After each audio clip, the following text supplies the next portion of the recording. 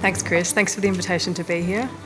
So I'm presenting this work today on behalf of a project led by Josh Roos, Michael Flood and Debbie Ging, which is focusing on anti-women online movements, patterns and pathways of participation. And the presentation today will focus on a literature review that we conducted last year on the most recent developments in the Manosphere, and also some preliminary interview data that we've been collecting in conversation with Manosphere adherents, male Manosphere adherents over the past few months, and we're still in that process of data collection, so I do want to stress the preliminary nature of our findings.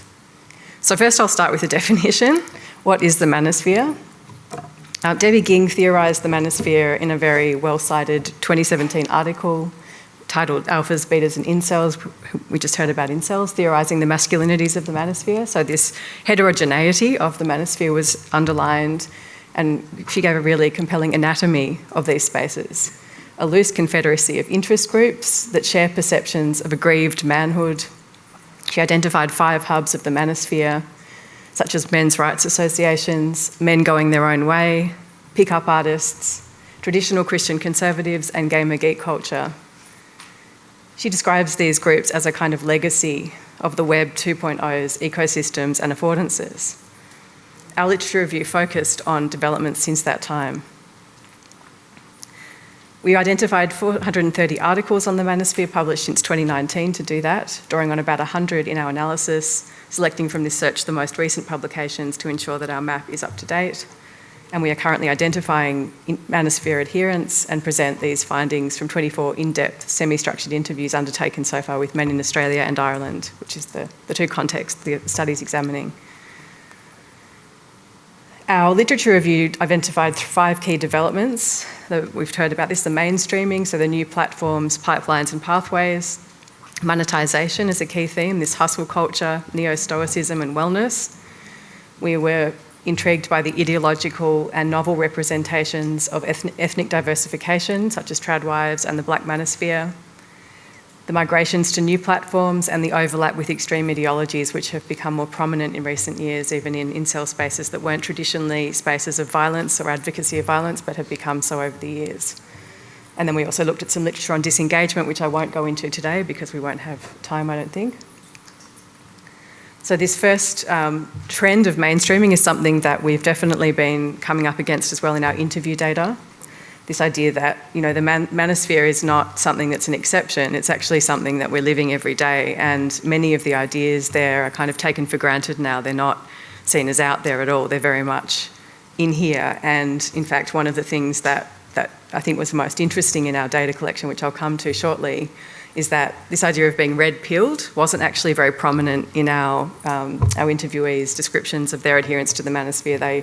There was more continuity than there was change in how they became involved in Manosphere online spaces.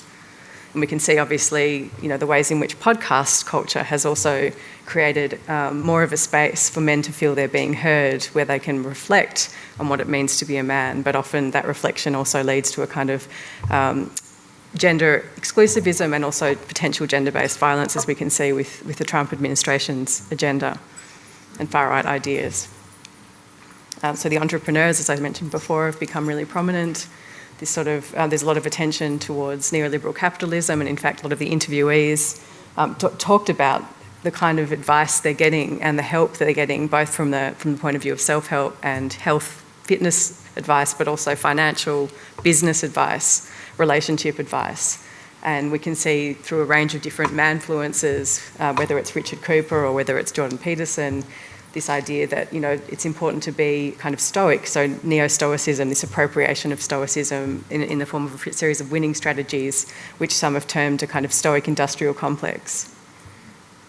And we can see some of the themes also that have come up in our interview material here. So truths about divorce, the dangers of dating single mothers, the types of women to avoid dating, and all of this becomes very entrenched as a kind of normative framework rather than something that's out there.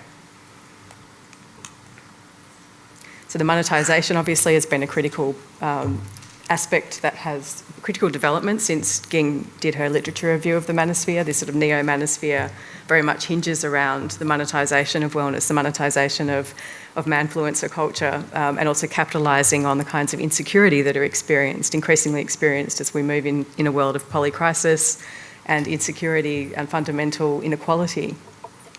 And obviously the kinds of solutions that are being proposed here are not ones of communal solidarity, but more about individual self-improvement and the idea that we should be rejecting globalism, multiculturalism and gender politics and instead be embracing the kind of methods of enrichment, personal enrichment, joining of the billionaire class, for example. The dominance of alpha masculinity over overt anti-feminism is also indicative of the recent shift toward male self-help hacks and an ostensible concern for men's well-being. So the emphasis is not so much on adopting violent modes of being, but more about helping men to recover from the violence of feminism, if you like. As I said, the manosphere has become increasingly, the appearance of the manosphere has become diverse in the way that different communities are starting to represent themselves. So Gaines and Weeks regularly use language to appeal to black men, for example, by invoking the discourse of social justice movements, albeit reappropriated to justify misogyny and male superiority. The interviewees that we talked to, so 24 of them so far, and we're continuing to do interviews every week, the age groups were predominantly 18 to 28, followed by 29 to 43. The cultural background was predominantly African Australian, followed by white Australian, and we're interested to see how that evolves over the course of the next couple of months as we wrap up our interviews.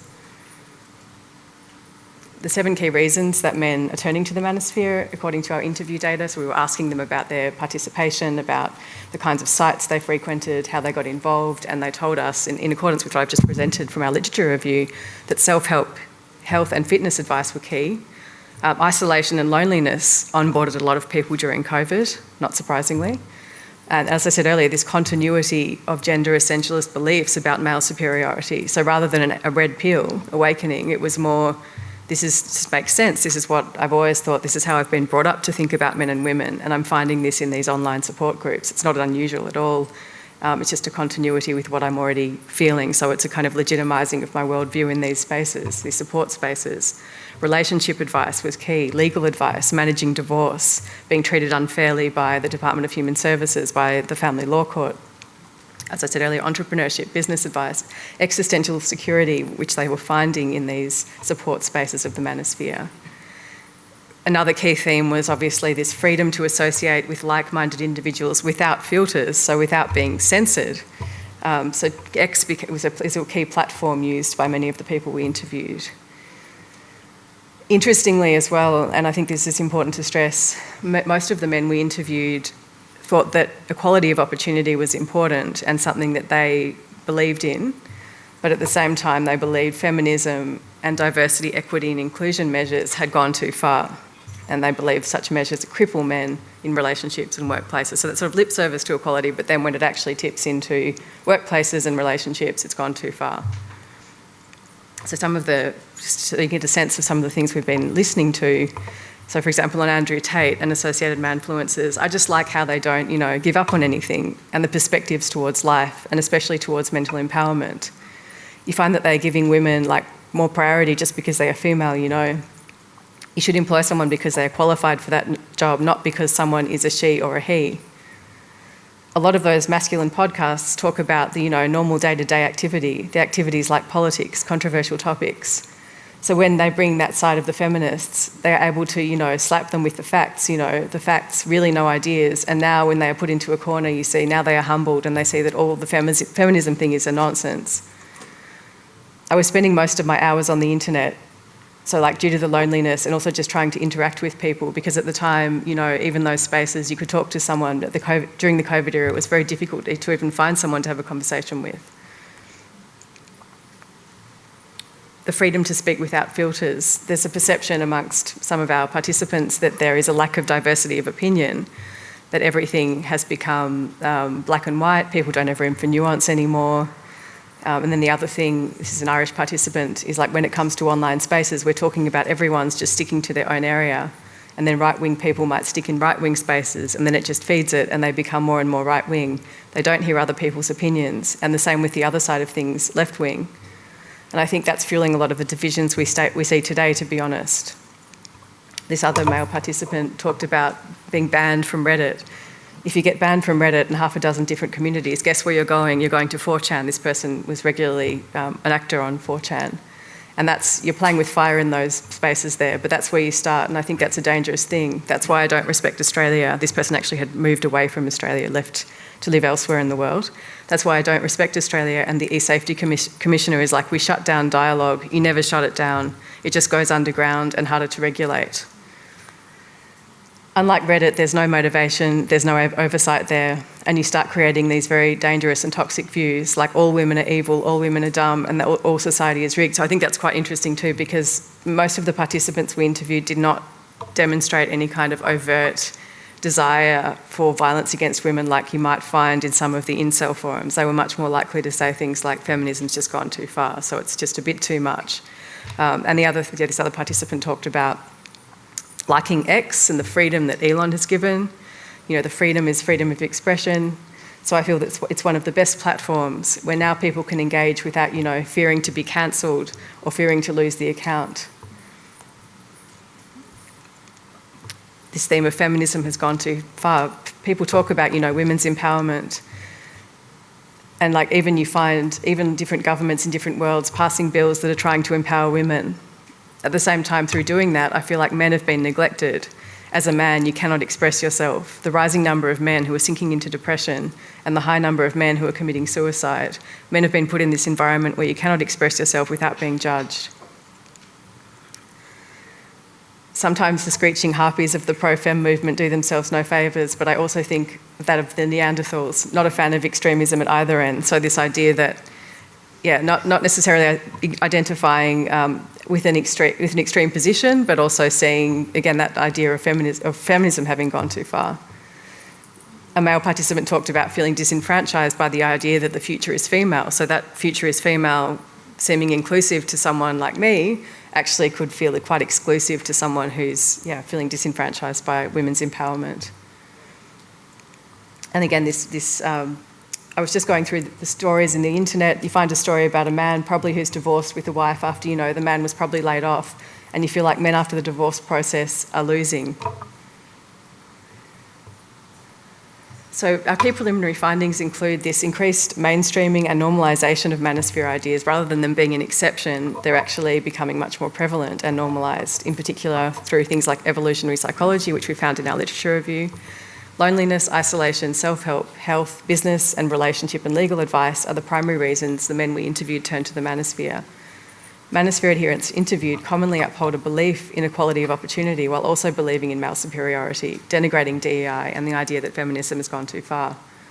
Rather than viewing the manosphere as a series of spaces where men are simply radicalised, our interview data suggest that some men are finding their existing male supremacist views upheld in these spaces. There is continuity with broader societal patterns of misogyny which are legitimised without filters. Thank you.